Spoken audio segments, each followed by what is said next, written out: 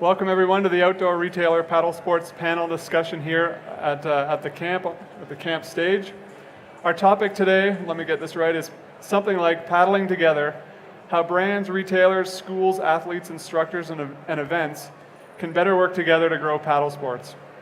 So my name is Scott McGregor, and I'm the founder and publisher of Rapid Media, and I have the honor of leading this discussion here this afternoon. So let me first introduce our expert panel. And I have it out of order here, but Keaton Oaf, Strategic Marketing at Hobie. This is Keaton right here. Hello. Andrew Stern, Marketing Specialist at Branches LLC. This is actually in okay order. Chris Steck, Chief Operating Officer and Instructor, etc. at ACA.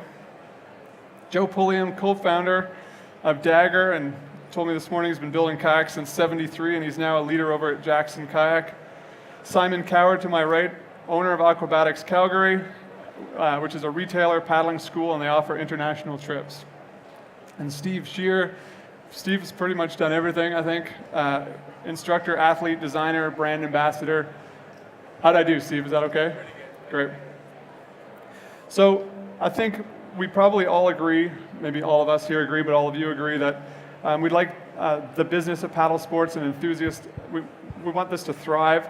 And we probably all agree that working together, if we could actually do that, would be beneficial. So I thought I'd take probably what has been 10,000 campfire and bar discussions and do it up here on the stage and see if we can share some ideas that these guys might have, but also I'm going to save some time at the end to have questions from the audience. So some of these are going to be maybe big and small ideas, like maybe too big to ever implement, but some of them might be very small that can be taken back and implemented immediately. I kind of want to know what maybe you guys have always dreamed of, but never been able to somehow get into action.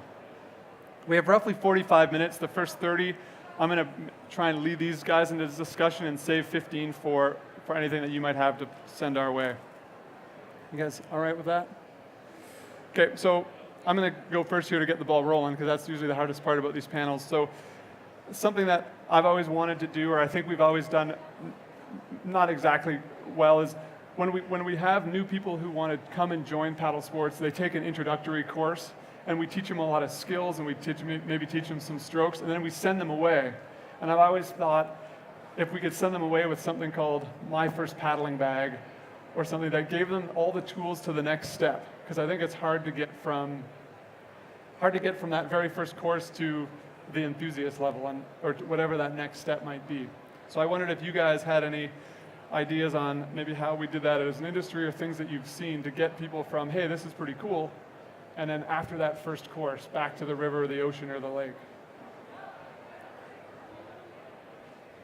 I'll have a crack at it, Scott. With our kayak programs, we run a pretty big kayak school in conjunction with our retail store, and what we've done is we've partnered with a number of local clubs, and I think in some places I've worked, the kayak schools have seen the clubs as a competition because they're running programming and such, but I think really well-structured kayak schools can offer programming that maybe a club can't because they're running off of volunteers rather than professional instructors. And so we've partnered with these clubs, and we actually have a club representative come along on the second or third day of these introduction courses. So it kind of breaks the ice, and these clubs have very small joining fees, and then they have triple ed runs once a week. And then within our retail environment, we have rentals. So once you join the club, you get discount rentals and et cetera, et cetera, et cetera. And I think we've found that since we've done that, our retention rate of intro to whitewater students has increased by quite a large percentage. So for us, that's really worked, and embracing the clubs rather than being like, oh, you're trying to steal our clients off of us. So. There's a paddling club in my neck of the woods. It is free to join, but $100 to quit.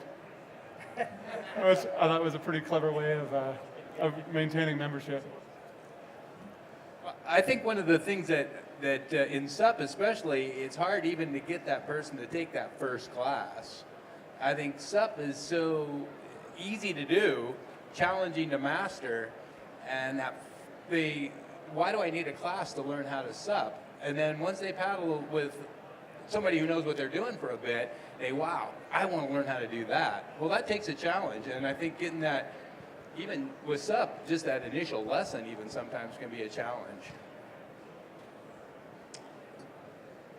I think no one here is blind to the growth of fishing as it relates to kayaks, kayak fishing. And I think one thing that's really helped that is the abundance of competitions, low-level competitions, high-level competitions, that not so much just because they're competitions, but because they're gatherings.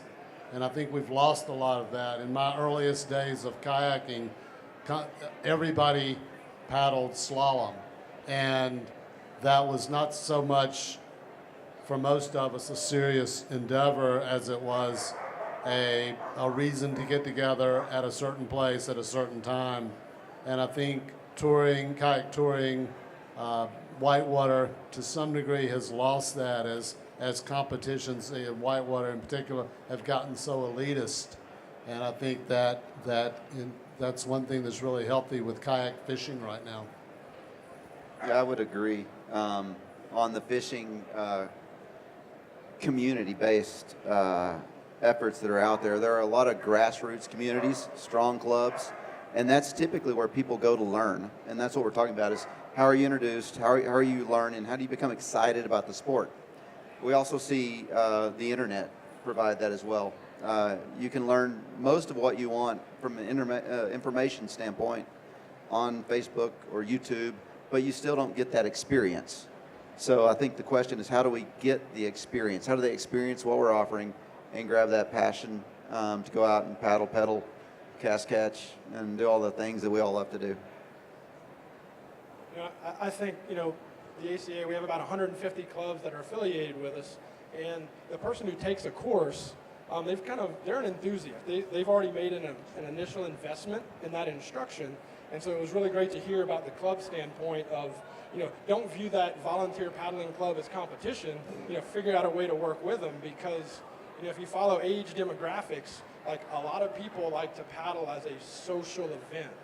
Sure, there are people like, I love to go out and paddle by myself on my own, but that's not for everybody. And so to, kind of embrace that concept, whether it's through formal instruction or, the retail club component, I mean, that's crucial. You need to give folks who've taken a course and maybe not bought a boat yet, where can they go to do it again, have that social piece to get them hooked. Yeah, I agree with everyone as well. So I have a couple additional points. I think the first is attention spans are so short. People are picking up sports as quick as possible and dropping them just as fast. And that's any hobby with people today. But also, we need to make it more accessible for people to get better gear earlier on, because when you start in a sport and your gear is cheap, you don't appreciate what that sport provides as quickly as maybe you could have, and then you're less likely to continue to play in that sport. All right, let's talk a bit about that. So I've written a little bit about this in the last little while, but I don't know what it's really called or what you guys call it, but I call it, we have a grab and go culture right now, where the sports that are truly, instantly popular, or it seems like people get around to doing more often, or something you can do between work and dinner, or dinner and bedtime. So I guess one of the questions, and I think we've gotten better at paddle sports on how to, it used to be a big deal to go on a canoe trip. It was not something you could, but maybe let's have a little bit of a discussion on what we are doing well lately in going after those folks, because I don't think we can change how people live their lives. I think we need to fit paddle sports into it. So maybe what have we done well in the last couple of years once we've realized this, and what else could we do to maybe fit into people's lives and not get left behind? And We've done a lot well in regards to making the product really accessible. With the ability to take your kayak, get it on a car, and get on the water.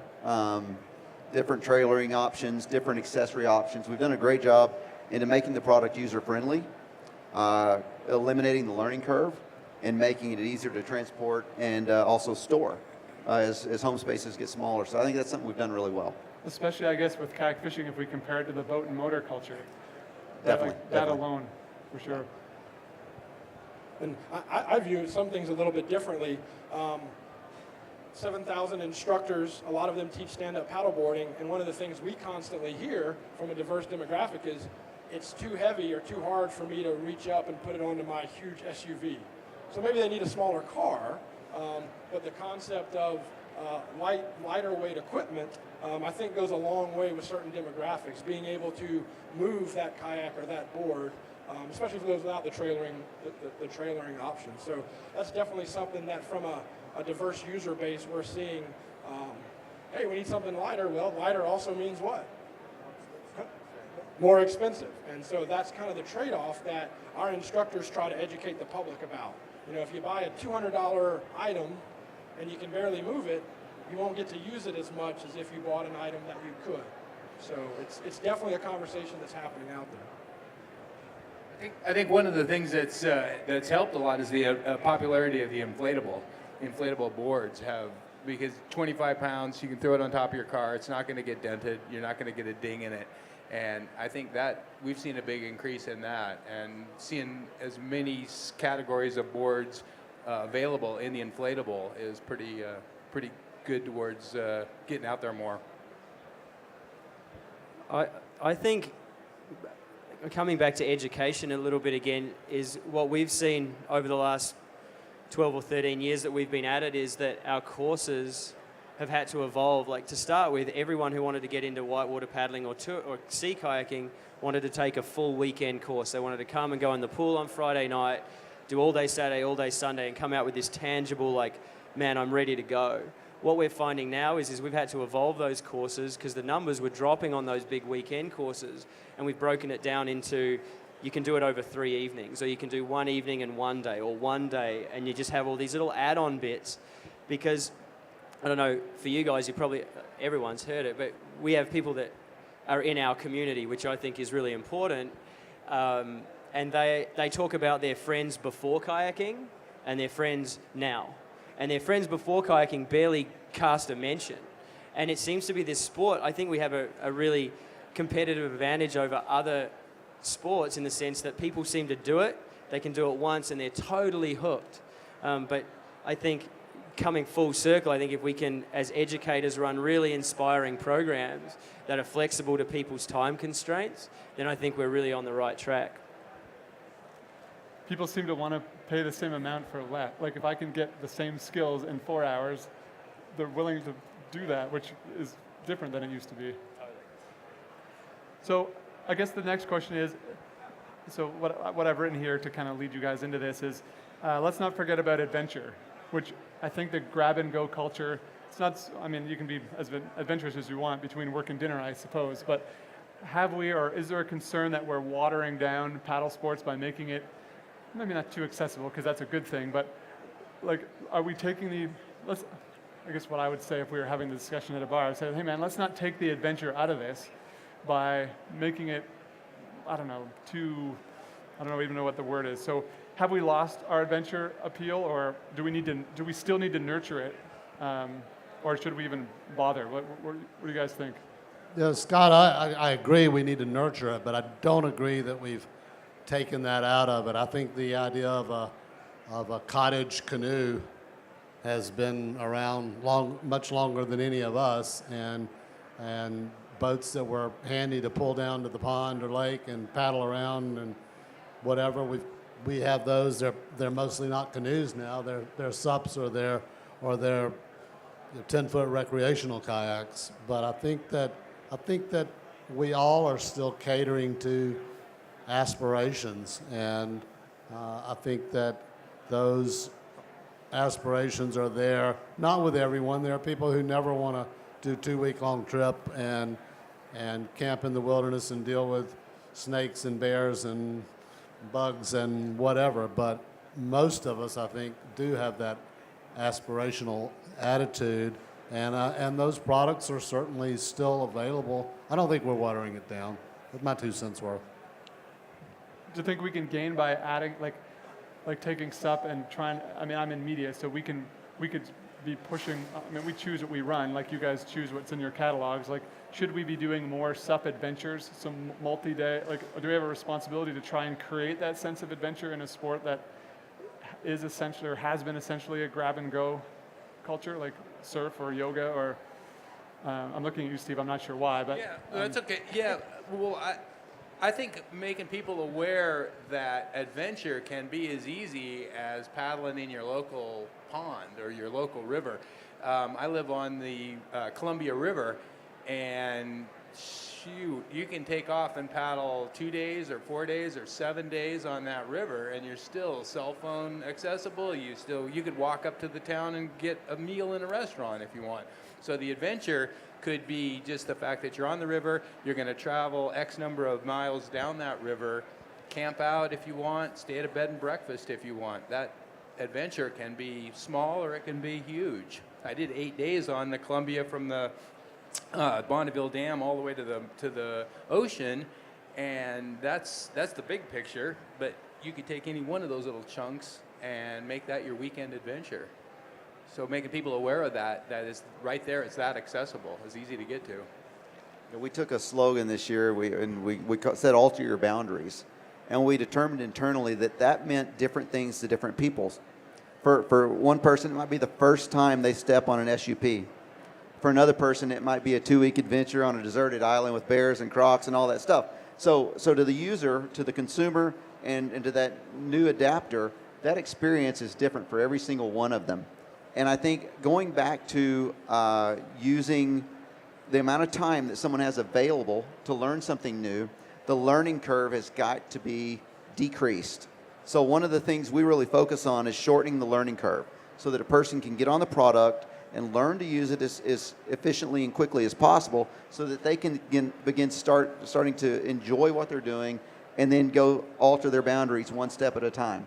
So that's great summation there. I think you have to make paddling as accessible as possible. I'm more likely as an advertiser in a magazine to pay money to put an ad there if the featured stories are in the continental US or Canada than Fiji or somewhere in Asia, because that's not real. I mean, nobody can afford to go there and do that, and that doesn't build a sense of community. You don't have everyone in your paddle club that's able to go to Asia to paddle. They can go to their local lake and then they have something in common they can talk about. So that's my personal stance on magazines. I'm more likely to advertise if the destination is real and approachable and affordable to get to. Adventure's key. Let's get them out of the desk, out of the office.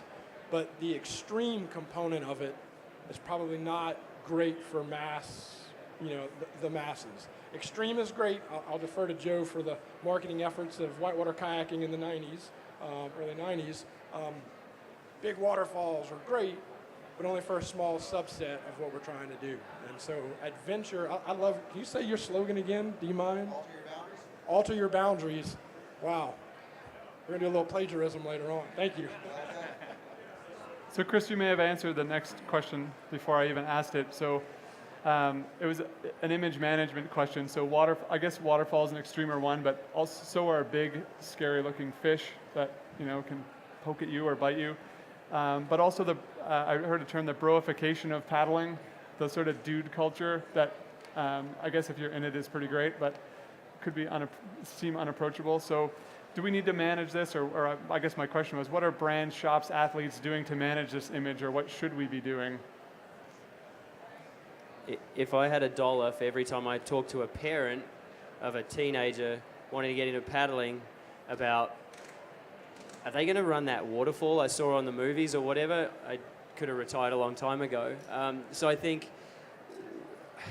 you can't manage it because I think that's always going to be there. Red Bull have done a wonderful job of broifying it, I think, and I think it's a matter of within the media trying to find a happy place where we can promote the lifestyle of it, the adventure of it, whatever your level of adventure is, but helping parents and people who are not into that side of things understand that that's not what it's all about. And I think boat manufacturers, coming from a whitewater background, have built crossover boats in the last few years, and that's been amazing because now people who would have been forced into doing paddling whitewater or sea kayaking have now got this beautiful in-between option, and I think that's helping manage that from a big picture standpoint in the industry. So thanks to everyone who designed those. In regards to the broification question, I mean, just look at the stage. So I would say we all talk about it, but we do need to enhance our efforts to, you know, expand those images, you know, to a more diverse group. And I know individually a lot of companies do that. Our organization tries to do it, but we do fall short. So I think that's very important, you know, for the media components as well, that, you know, that's where a lot of the growth will be, is broadening that base, not scaring them off, you know, but giving them that sense of adventure, whether it's in their backyard or maybe at that state park only an hour away. Let's change gears a little bit and talk about paddling events and how many tournaments there are. And the question is, how do we as retailers and brands be good ambassadors yet manage our limited resources? So I mean, maybe we can, but it seems like there are more and more, at least small, and I suspect brands are being asked to support lots of really small events, but also some larger kind of events. So how do we choose? Should we choose? How do we decide what events to support and what not events to support? Or how does that happen in your organizations? Nobody wants to touch this one. You know, I know when we started Dagger, our approach was anybody who's doing anything on the water that invites us, allows us in, we don't care where it is, what it costs, we're going to be there. I don't know that that's possible anymore. That's probably, there's probably not a brand that can do that these days. But I do think these events remain incredibly important. What we do now more at Jackson is try to look at, is there a strong retailer tied to this event?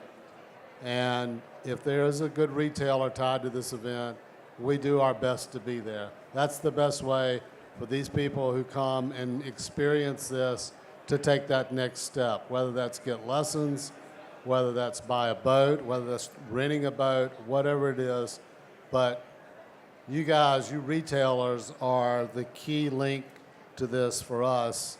And without that link, none of this would be what it is.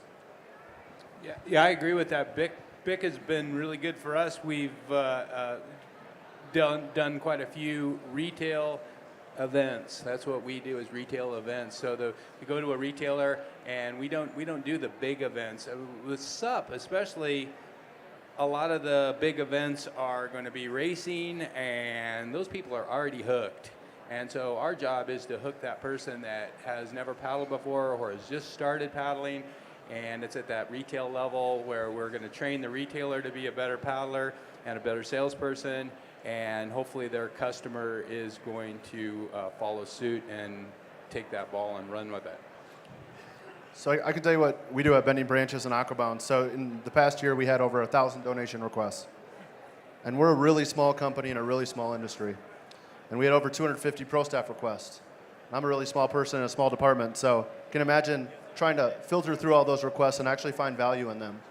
And what I do, and what I've started to do, is I ask them up front, do you or the leaders of your club or your event organizers use our product? Because if they don't, it's not worth my time. Because if you don't have investment or ownership or excitement from the top level down, it's never going to be worth our time, especially given the small margins that we have to deal with in the first place. So coming from the retailer standpoint, I can sort of mirror what was said there. We have taken a model over the last few years where we've tried to select a few key events in our area, and then approaching our key manufacturers and trying to partner with them to best represent all of us at the event. The events that we've chosen are ones that are inclusive to the entire paddling community, to the point that there's one event we're running now which has an elite creek race division which has prize money. It goes and then all the way down to a beginner category, and then we're moving it into having like a stand-up paddleboard demo. And so with that, what we've managed to get is buy-in from the manufacturers to help us with the pricing and the setup and the logistics and everything, because they know that it's in our best interest to represent them really well at these events. And I think for me, what that does is, with those events now, we have these key manufacturers that we talk to here at OR and go, these are the events we're going to work with. Let me talk to the event organisers. It takes some of the load off of the manufacturers, and they can manage their expense and they can manage their exposure at the events. And so that's kind of the model that we're taking moving forward. One of the things for us is we're a part of over 4,000 events a year in paddle sports. Most of that is through our insurance program, but every one of those events wants more than insurance. They want something from us, and I hear you about the small department. You know, it's very, very tough, and so whether they want free swag or an instructor to show up for free, and so we literally take a similar approach to you when they want more, and hey, what are you going to do back for the community? How can the ACA be part of that event? And if we don't get any reply or whatnot, then we just do insurance and we don't do that next step. But there's definitely a huge need out there that is very tough to meet. All right. You have more to say? One of the things that we've seen at a lot of events, and I know you guys being in the manufacturing industry, it must be so time consuming to try and like weed through the events, but what we see on a local level is you go to these events, and I've been guilty of it before in the past, you get the events come to you and they're like, hey, what prizes can you donate? And it's in August, and you're like, well, I got some triple extra large booties and a t-shirt from 3 years ago, here you go. Like, who wants to win that? No one, because it just goes in the garbage or whatever. So what we've started to try and do is have prizing with this partnership kind of idea where we'll say, okay, company Y, you put in X amount of dollars, we put in X amount of dollars. Whoever wins it comes into our store, gets to select from that brand's product, and then hopefully they buy more, right? But then they're going in and they're choosing stuff that they want to buy or they want to receive. And I think from an event standpoint, that brings a lot of value because the prizes are great and they're, you know, at the choice of the attendees. They're not something that's forced down their throat that's 6 years old or whatever. Let's talk a little bit more about events, but in the fishing world, or let's talk about events, but tournaments and pros. And I wanted to there's been a bit of a history in stand-up paddleboard now of big cash events, and that's coming into fishing right now. Is people are starting to win money. Like the events are like, these are whatever pro means in the kayak fishing world, but these are like cash prize. It costs more to enter, and you get paid out money. How is that going to change, or is this going to be good or bad for paddle sports? Looking back, maybe we've seen it in whitewater. It's not as prominent anymore, but Keaton, you're kind of in that world. What's that going to do to kayak fishing? We see a strong desire among the participants to achieve some sort of a professional or pro level. You know, we see it in other areas of sporting events where guys and girls can actually make a good living being an expert at their sport, and there's the desire for this. And we see it as in a way, our job to help provide the platforms for them to do that in, at the same time not compromise our heritage. And that's where the money gets involved and can get tricky. And so you could throw a whole bunch of money up on a billboard, and then you're going to have a bunch of people come in and try to win that money. And at that time, are we compromising our heritage, our community, our camaraderie, and really the good nature and value of the sport? So I think if it grows naturally, as more and more anglers compete, the prize will increase.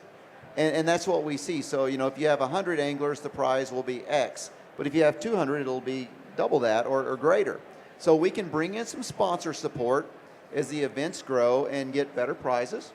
And I love what these guys talked about, the retailer a while ago. We work to empower the retailer as best we can to provide that local tournament and that local, you know, building block for what we're doing. But as more and more people get involved, the prizes will increase. And as long as it's a good natural progression by people getting involved in the tournament, more numbers, more money, more competition under the right umbrella, I think it's a great thing. Steve, is the same true? I know you raced in the SUP world. Well, I've actually seen it where it went the other way, where people didn't want to spend the money to race. They come to a race, and the entry fee was $45, and everybody's like, whoa. And I don't know, that's a little steep for me just to go out there and bash my head against the wall. I'm not a big racer. Are there two levels? Do we see two?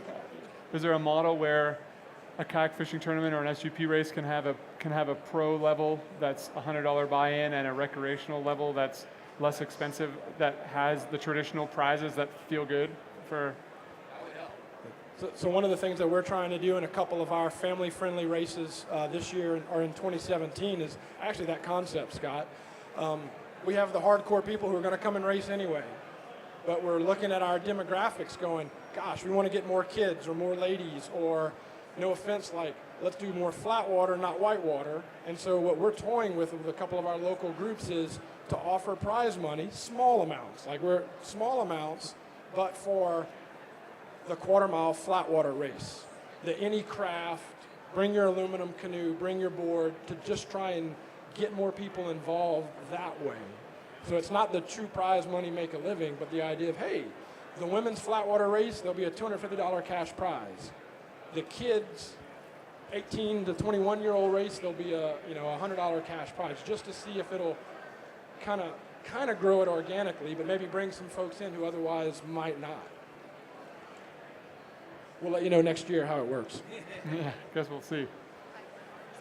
All right, that's our 30 minutes. I was wondering if you folks had questions for the panel or comments that we could. I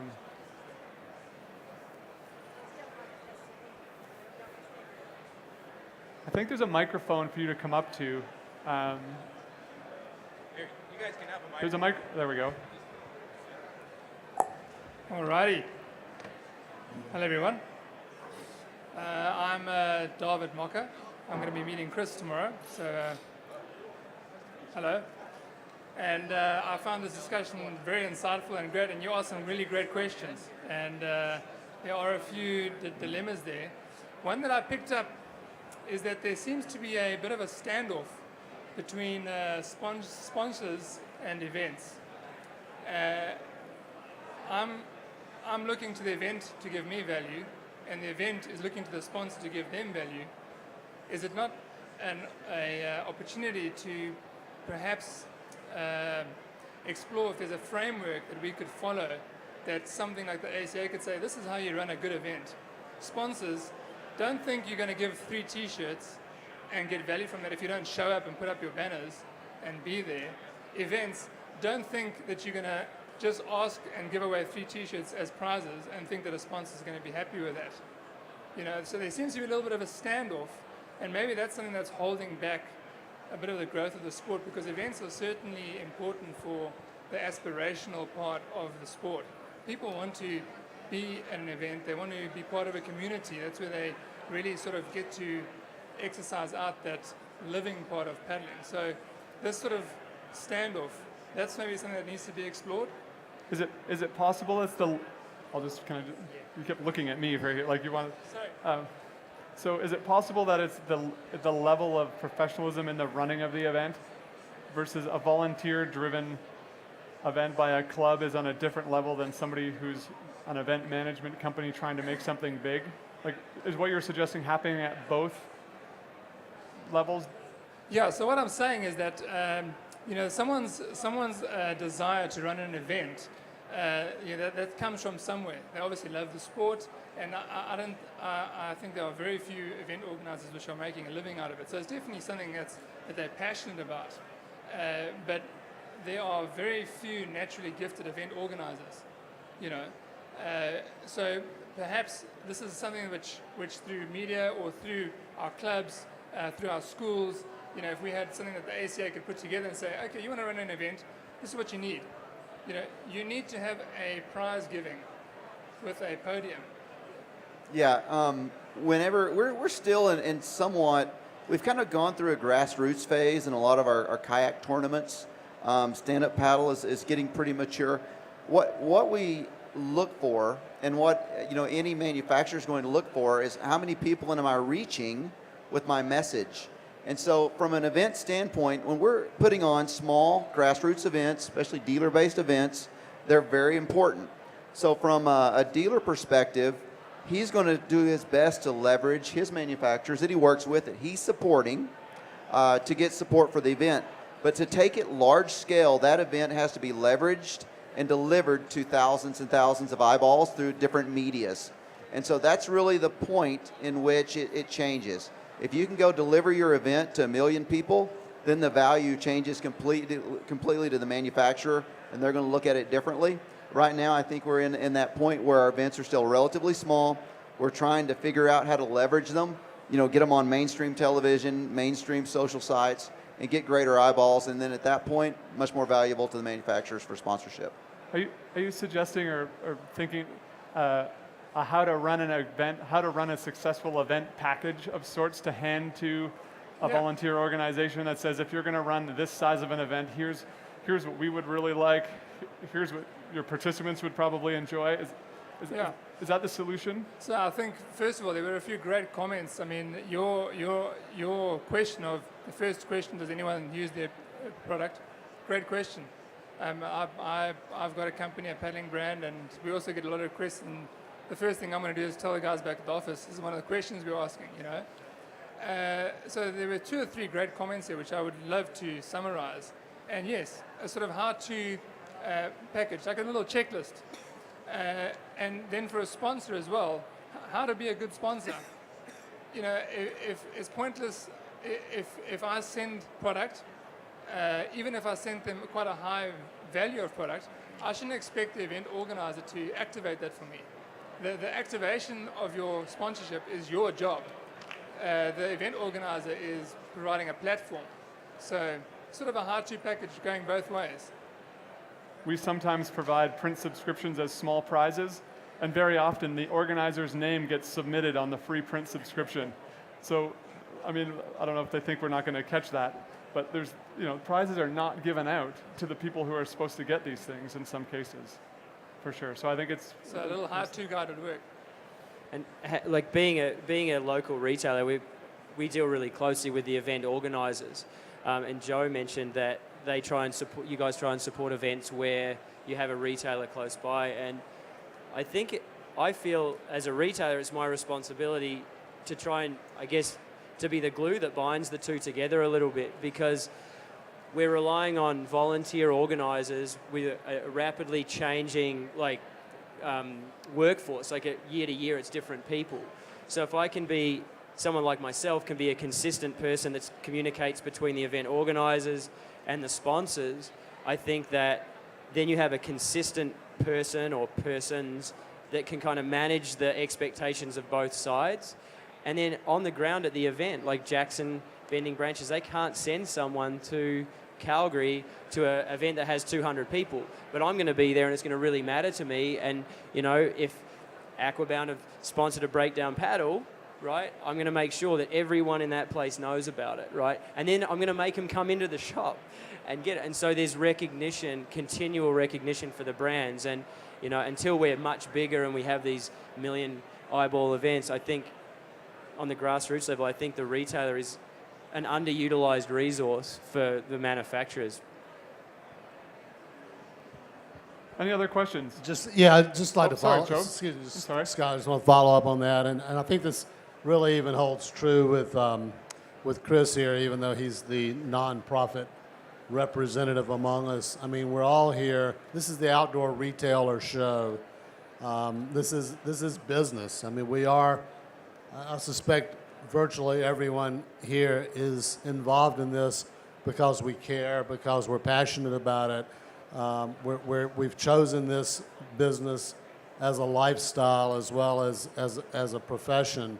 So it all ties together. But the bottom line is we have to make money. And I've been, as Chris can tell you, I've been deeply involved with the ACA over the years as well. It's the same thing there. If it's not driving revenue one way or another, whether that's directly or because of ex participation, they get grants or whatever, it's not going to get consistent support. So that's where I come back to the business side of it, and again tying the retailer into it. If we're doing this to sell product. You're not going to sponsor events if you don't think it's going to sell more Hobie product. You're not going to sponsor events if you don't think it's going to help sell more Bending Branches. That's just the way business is. Now, those sales sometimes are hard to track and hard to see, but I sound like a broken record. But if there's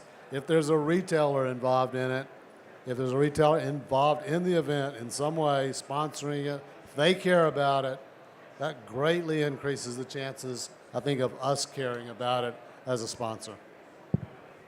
And the other thing that also protects, I think, is in these small events, the organizer, someone's designated as the person to get sponsorship. So they just go and get an email list and email everyone. And so being removed from these local events, it's really easy to end up having 4 or 5 manufacturers who are all directly competing with each other, all up there getting a little bit of representation. I think with that model, with the retailer or an interested party involved in the middle, is you can take that out of the equation. And then over time, the manufacturers and the events create a much stronger community around it, because we're not got 3 competing brands at the same event. It's one brand that's being, that we're telling the community, it's like, man, they're here every event. Like, these guys, you need to support them. And I think having an invested party on the ground is really crucial to that, because it kind of looks hokey, I think, when you have 4 different dry tops being given away. It just doesn't work. And it's just money thrown away for you guys, I think.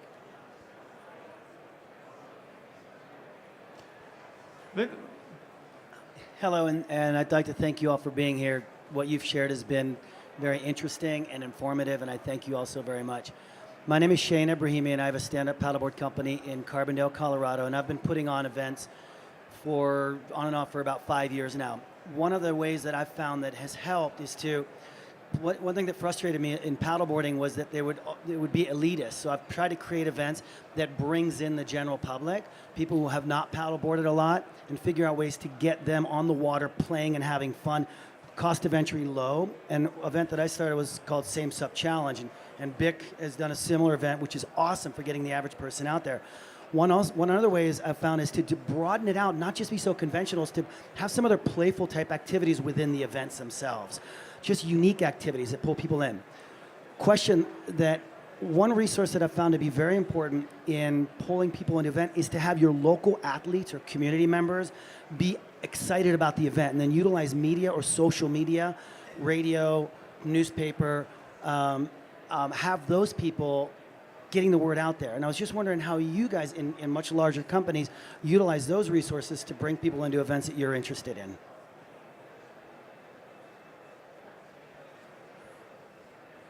Yeah, what you just described there was relationships, and from the manufacturer, our relationship with our dealer that's on the ground, that knows the local community, in relationship with our team support, that is what you're seeking there. And then, the dealer is hopefully connected enough, and that's the great thing about social media. It's great for local community communication.